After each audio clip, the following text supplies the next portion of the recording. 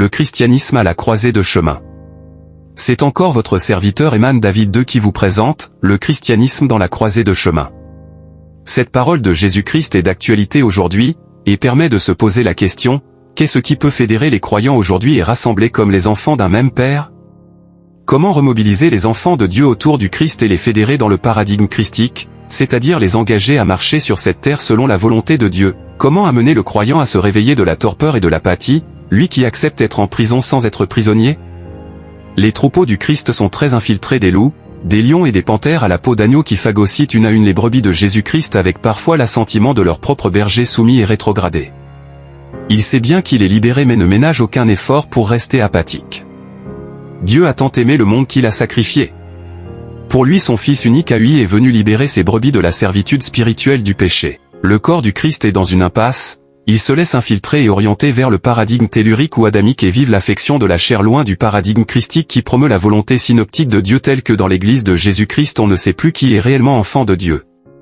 Englué dans le paradigme tellurique et l'affection de la chair dans l'Église de Jésus-Christ et ne voulant pas perdre la face. Certains croyants sont obligés de se fondre dans la duplicité et l'hypocrisie et contribuent à mettre le flou cinétique qui introduit les adjuvants qui dans la marche de la famille de Dieu, tel qu'on ne sait plus qui est qui dans la famille de Christ alors que dans la famille de l'Antéchrist, pas de duplicité, pas d'hypocrisie, ils se connaissent et savent tous qu'ils font allégeance à l'Antéchrist.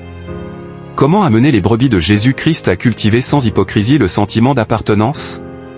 Comment s'entraider pour traverser glorieusement ce pénitencier encore appelé terre? Dans le dispositif actuel, les membres de la famille christique, à force de rejeter les enseignements éthérés du Christ, que dis-je, afin de refuser d'appliquer les enseignements de Jésus-Christ, la seule issue de sortie qui se présente à eux c'est la nouvelle naissance en Christ, car si tu ne valides pas une alliance formelle avec Christ tu seras comme cette brebis libérée mais qui tourne encore sous cet arbre comme si elle était encore attachée.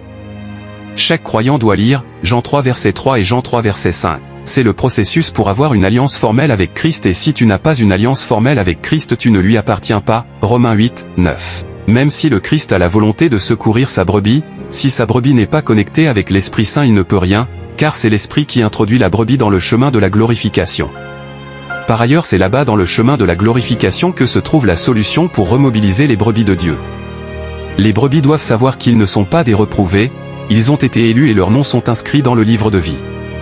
C'est à elles de jouer sur terre pour valider leur position dans l'esprit. Intitule de développer un christianisme alternatif. Une adaptation du christianisme mondain, tel que si le Christ revenait aujourd'hui, il ne reconnaîtra plus ses enseignements, il trouvera une église et un corps du Christ hybridé qu'il aura la peine à reconnaître.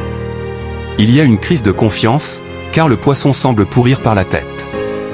Une solution révélée pourra permettre au christianisme de bomber le torse sur cette terre, sauf que cette ouverture est conditionnée par la naissance en esprit car c'est dans le chemin de vie que tout se joue. Chaque chrétien doit manifester la gloire de Dieu. C'est cette gloire qui affaiblira le système antithétique, et qui pourra matérialiser l'amour de Dieu qui tire ses évidences d'âne les actes de foi et les œuvres vocationnelles. On ne pas aimer sans poser les actes d'amour, Dieu à lui-même n'a pas dérogé à la règle, il a sacrifié son Fils unique afin que quiconque qui s'accroche à lui, ne mourra pas mais aura la vie éternelle. Ainsi selon la spiritualité christique. Pour montrer qu'on est du système d'alliance christique il faut montrer un signe d'appartenance commun à un même Père à un même Esprit et le signe le plus indiqué est le service vocationnel qui porte le vocationnisme. C'était votre serviteur Eman David II du Luvra Christian Church.